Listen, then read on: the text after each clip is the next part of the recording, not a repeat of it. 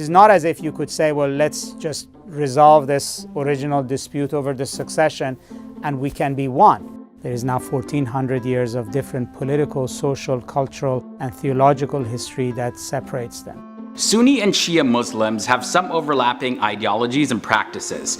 Although disagreements between the two have been going on for centuries, Shias, aka Shiites, and Sunnis share core beliefs and practices. The media tends to focus on the differences between Sunnis and Shias. That's pretty much it. But in this episode, I'm going to look at 5 similarities as well as 5 differences. And it's important to note that many Muslims do not distinguish themselves by claiming membership to any particular group of Islam, but they just refer to themselves simply as Muslims and just being a part of Islam, period. Now, there's some Islamic groups that hold different views, but generally speaking, these are the main similarities. And that's what I'm going to take a look at first, the similarities. So starting with number 10, counting down to number 1. We have the one true faith. Islam for both Sunnis and Shias is considered the one true faith. For Muslims, Islam is more than just a belief. It's a way of life, or rather the way of life. Of course, this belief of being the one true faith has been the source of a lot of struggle between Muslims and those of other faiths, but Sunnis and Shias do stand united in the belief that Islam is the only way. So the next similarity I'm taking a look at is the belief in one God. Sunni and Shias are fully monotheistic, and monotheistic in simpler terms literally just means that they believe in only one God, Allah.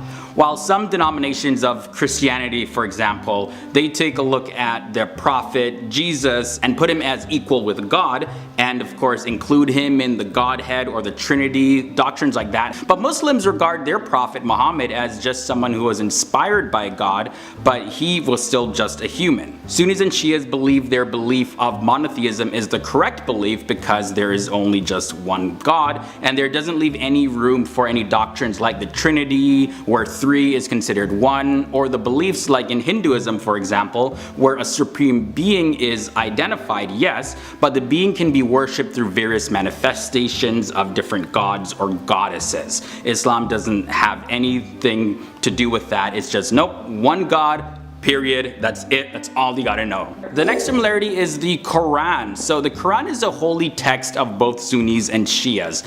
Both of them accept the Quran, sometimes spelled Quran with a K. They believe the Quran is the holy book, and that it contains the indisputable will of Allah and his plans for humanity. Both Sunnis and Shias believe that the Quranic laws called Sharia supersedes worldly laws of the land. The next similarity I'm taking a look at is the 5 pillars of Islam. Even if you're not a Muslim, you've probably heard the term before, but this is another similarity between them. The pillars of Islam form the foundation of the faith for both Shias and Sunni Muslims. Sunni and Shia Muslims accept and practice the 5 pillars of Islam, and these 5 core acts are considered essential to what it means to actually live out the Islamic faith. The 5 pillars are summarized as follows: the declaration of the belief in Allah as the one true God and his last prophet, Muhammad. Second is daily prayers. Third is charitable deeds and giving to the less fortunate. Fourth is fasting during the Muslim holy month of Ramadan. And 5 is taking a pilgrimage to Mecca at least once in your lifetime, as long as you can afford it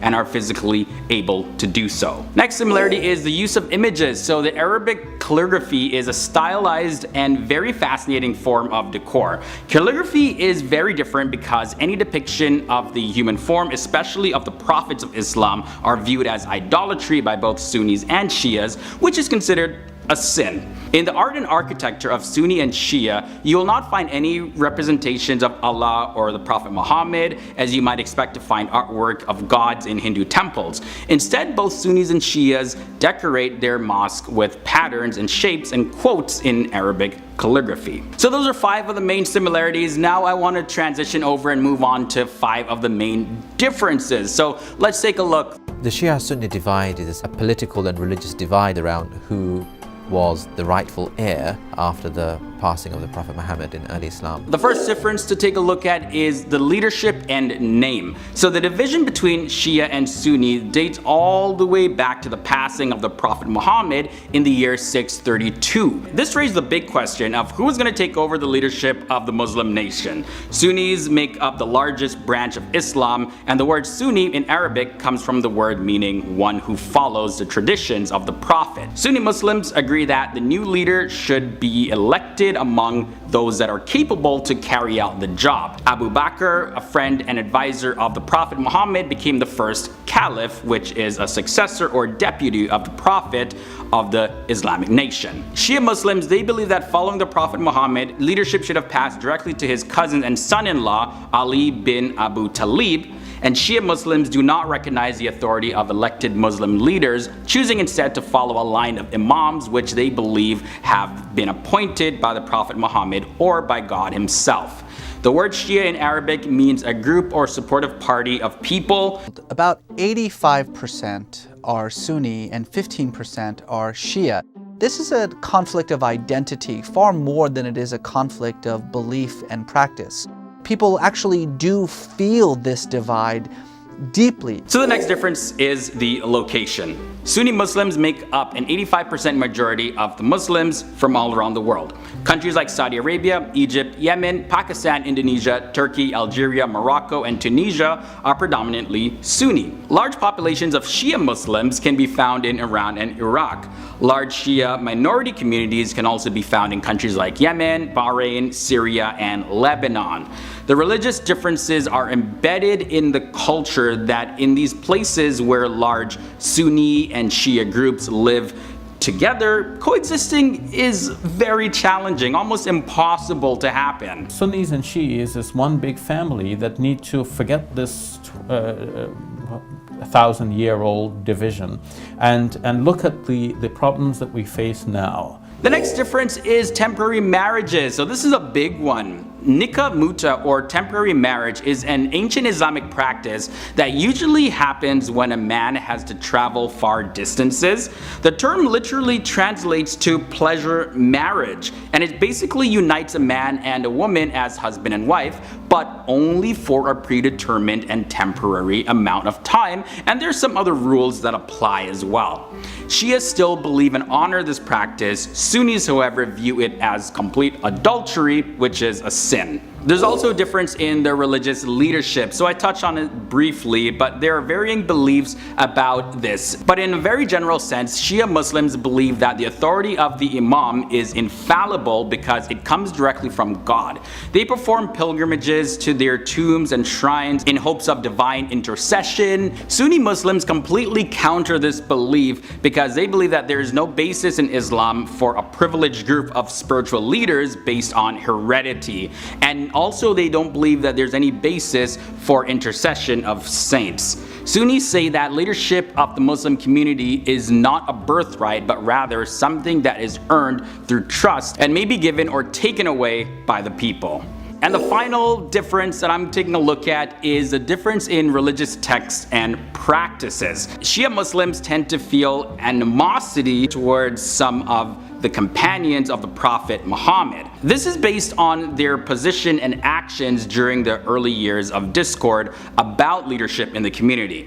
Many of those companions, Abu Bakr, Umar bin al-Khattab, Aisha, and several others, have narrated traditions about the Prophet's life and spiritual practice. Shia Muslims reject these traditions and do not base any of their religious practices on those testimonies of those individuals. This naturally gives rise to some differences in religious practice between the two groups. These differences touch all aspects of the religion, including prayer, fasting, pilgrimage, etc. Muslims now need to be united more than at any time. In order to be united, we need to forget these old hurts and we need to look at the reality of the present situation. The reality of the present situation is that Sunnis and Shias use the same Quran. Starting at difference number 10, and that is the Prophet Muhammad's successor. This is considered to be the dominant difference between Shia and Sunni Muslims. In Shia Islam, they hold that Ali ibn Abu Talib is the appointed successor to the Islamic Prophet Muhammad, and he's the head of the Muslim community. However, Sunni Muslims hold on to the belief that Abu Bakr was actually the first Muslim leader after the Prophet Muhammad based on election. The difference at number 9 is the difference in the afterlife philosophies. There's a whole lot to say about this, but let's try to keep it as simple as possible. Both Sunnis and Shiites believe that in the afterlife, there's either paradise or hell. Now, the split comes when deciding on how somebody actually gets to heaven or hell. For Shias, if one believes and follows the Prophet Muhammad as well as the 12 Imams, then paradise is guaranteed for them. However, Sunni Muslims believe that they must have faith in Allah, His prophets, believe in the righteous deeds presented in the entire Quran, as well as accept Muhammad as the final prophet in order to have a chance at attaining paradise. But even if you do all of the above, you're still dependent on the mercy of Allah. Let's talk about self-flagellation. This is a big one. So Sunnis disagree with the practice of self-flagellation so much that they view it as a sin, like a big sin. They do not even participate in the act in any capacity, in any way, shape, or form. Now, over to the Shias, they practice self-flagellation to commemorate the martyrdom of Hussein. And these acts, they consist of flogging your own back, hitting your chest with your hands, or using knife or chains or other sharp objects. Now, we're not going to show images because some of them get very graphic, but as you can imagine, this practice can be very painful for someone to experience. The difference at number 7 is the worship at graves. Sunnis strongly oppose the idea of praying at grave sites, and it's viewed as shirk or a major sin because they're relying on someone other than Allah for their help. Shias, on the other hand, they are totally fine with the practice and they actually encourage it. There are some varying beliefs about this though, but touching or kissing the shrines of the prophets and the imams, they believe that it does not imply shirk according to their beliefs, nor does it associate that this particular person is equal with Allah, because Allah has the ultimate sovereignty in this entire universe, and Muslims submit to and worship and seek the help from Him only. But Shias maintain the idea that visiting shrines is merely a gesture of respect. They're not actually asking for help from those individuals who passed away. Now let's look at the difference at number 6 when it comes to choosing a leader. When it comes to choosing a leader, Shia and Sunni Muslims have completely different views. Shias believe that the doctrine of an imam is perfect because it comes directly from God, and that the leader of the Muslim community must be a descendant of the Prophet Muhammad. Sunnis, on the other hand, don't believe that there is any basis in Islam to have spiritual leaders that are admired or being held in such a regard like this as a leader of a Muslim community. Also, Sunnis believe that leadership shouldn't be a birthright, but it should be a trust that is earned and which may be given or taken away by the people themselves through voting and election. Difference at number 5, and this difference has to do with Al-Mahdi. Although the concept of Al-Mahdi is not an essential doctrine in Sunni Islam, it is popular among both Sunni and Shia Muslims. Both groups agree that he will rule over Muslims and establish justice. However, they differ when it comes to his attributes and his status. Sunni Muslims, generally speaking, do not believe that Mahdi has already been born. Sunnis in general reject the 12-verse Shiite principle. The Mahdi is the 12th and the last in a chain of the purified Imams. He was born on the 15th of Shaban, 255 AH. His name is Muhammad and his titles are Mahdi among others, and his birth was kept a complete secret. And Shias believe that the 12th Imam, yes, will return as the Mahdi with a company of his chosen ones, and his enemies will be led by the Dajjal, or the false Messiah. The next difference we're looking at number 4 is temporary marriage. Temporary marriage is an ancient Islamic practice that usually happened when a man had to travel far distances. And pretty much what these marriages do is it unites a man and a woman as husband and wife, but only for a predetermined and temporary amount of time. Certain Shias still hold on to this practice. However, Sunnis, they view this as adultery. So if you're married and you leave without a divorce, That's adultery, that's a sin. The difference at number 3 leads us to holy cities. Both Sunnis and Shias have 3 common holy cities, which are Mecca, Medina, and Jerusalem. The only difference though is that Shias also believe that Najaf, Karbala, and Kufa are holy cities as well. Now, an important practice of Shia Islam is that of visiting the shrines of Imams in Iraq and also in Iran.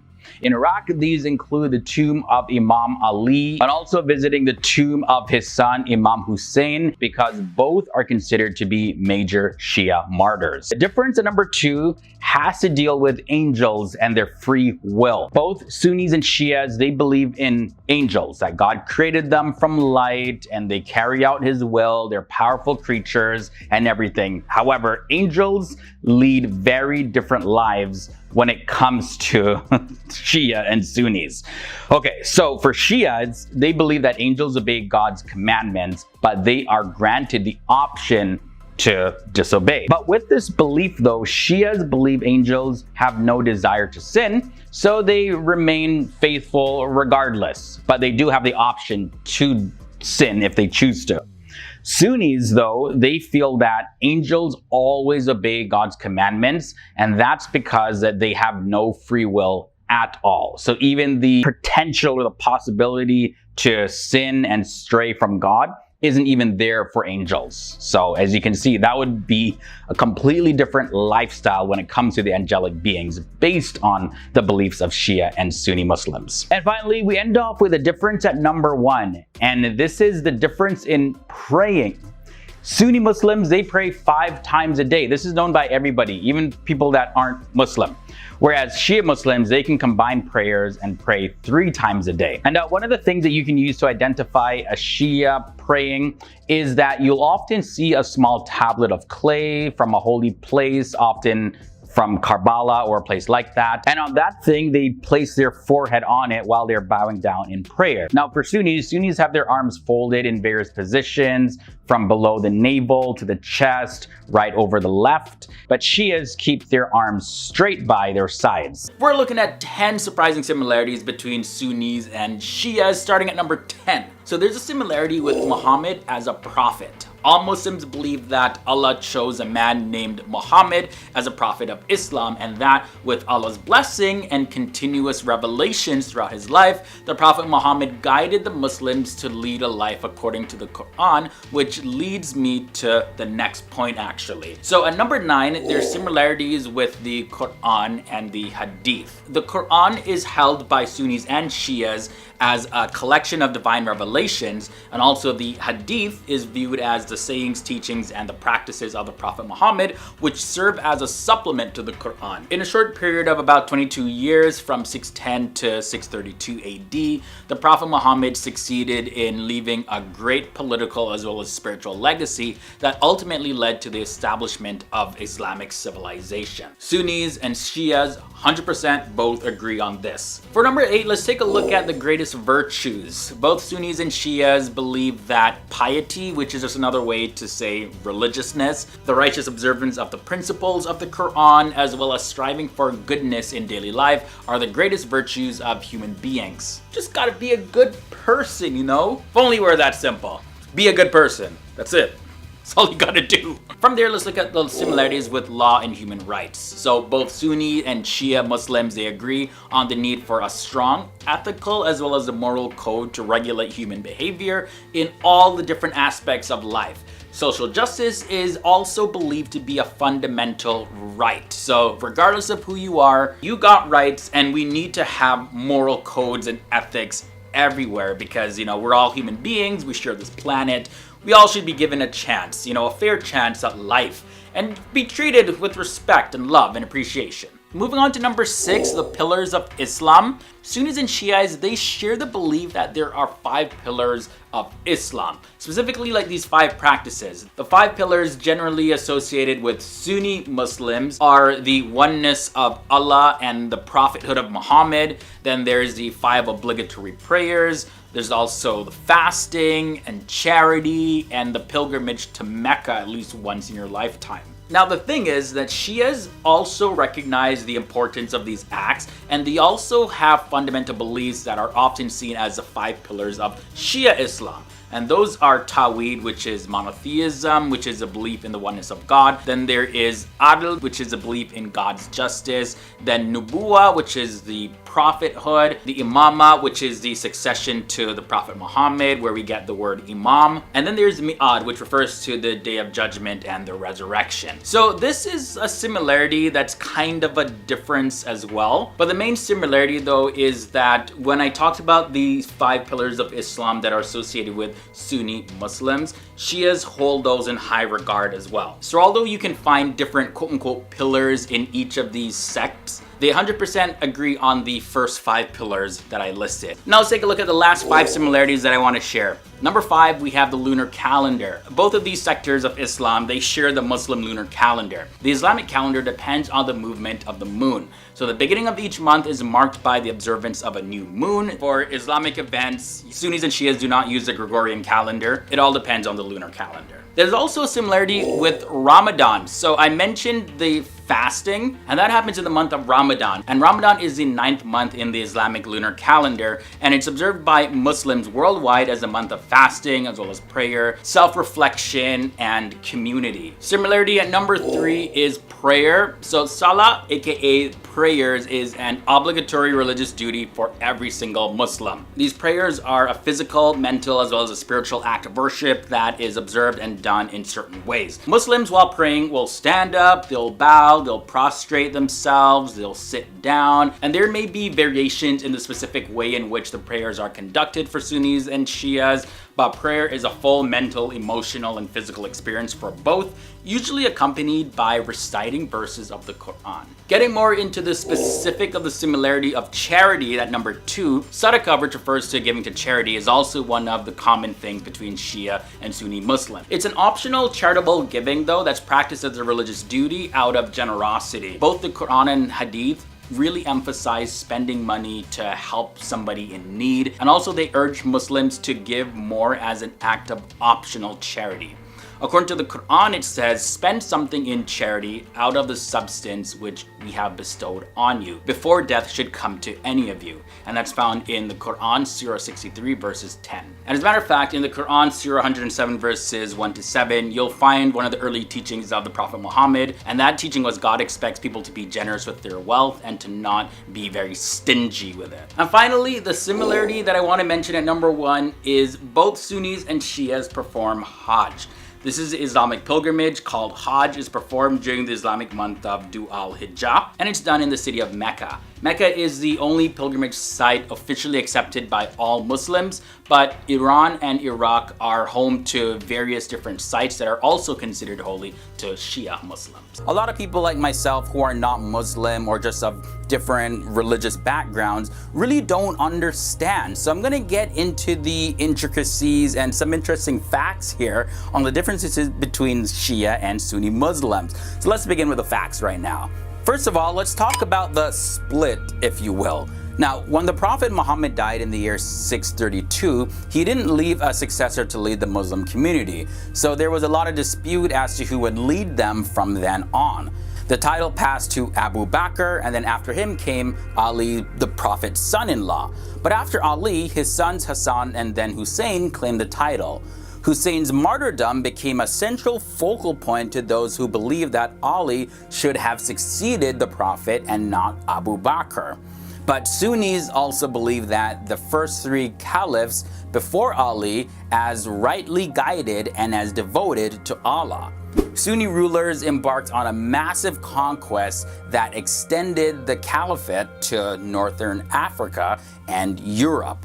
Now I want to take a bit of a closer look in terms of how their beliefs actually differ. So Shias considered Ali and the leaders who came after him as imams. Most believe in a line of 12 imams, the last of whom, a boy, is believed to have vanished in the 9th century in Iraq. Shias known as Twelvers anticipate his return as the Mahdi or the Messiah. Sunnis emphasize God's power in the material world, while Shias value martyrdom and sacrifice. Now, despite these differences in opinions and practices, Shia and Sunni Muslims share the main beliefs of Islam and are considered by most to be brothers. That's why you don't hear anyone calling themselves Shia Muslim or Sunni Muslim. They're simply Muslim. So just want to clear that up before I continue this episode. So now let's talk about a little bit of where they're located around the world. Now, more than 85% of the world's 1.8 billion Muslims are Sunni. They live across the Arab world, as well as in countries such as Turkey, Pakistan, India, Bangladesh, Malaysia, and Indonesia. Iran and Iraq and Bahrain are largely Shia. The Saudi royal family practices a conservative brand of Sunni Islam known as Wahhabism. Now, in terms of their religious leadership, so Shia Muslims believe that the Imam is pure by nature and that his authority is unquestionable because it comes directly from God. Therefore, Shia Muslims often venerate their Imams as saints. On the other hand, Sunni Muslims say that there is no basis in Islam for a hereditary privileged class of spiritual leaders, and no basis at all for the veneration of saints. Sunni Muslims argue that the leadership of the community is not a birthright, but it's actually a trust that you need to earn. So, Sunni and Shia Muslims follow the Quran, as well as the Prophet's hadiths or sayings, and the Sunnah, which are the customs. They also adhere to the 5 pillars of Islam. Now, in countries ruled by Sunnis, the Shias tend to be among the poorest of the population. They would often see themselves as being victims of discrimination and some form of oppression. But on the other hand, Sunni extremists often denounce Shia as heretics. But I'm not going to dive too much into that because it's a lot of opinions and speculation of what's really considered oppression and all that stuff. And I'm just going to leave that for people that want to debate that. But I want to move on now into a huge distinction, the Muharram as well as self-flagellation. So Muharram is the first month in the Islamic calendar, right? And the 10th day of Muharram is a day of Ashura. Now, on the day of Ashura, some Shia Muslims march in parades across the streets and flog their own backs with whips or chains. This is to celebrate Hussein and his martyrdom. While this practice is permitted by some Muslims, the Shia community has completely banned this practice.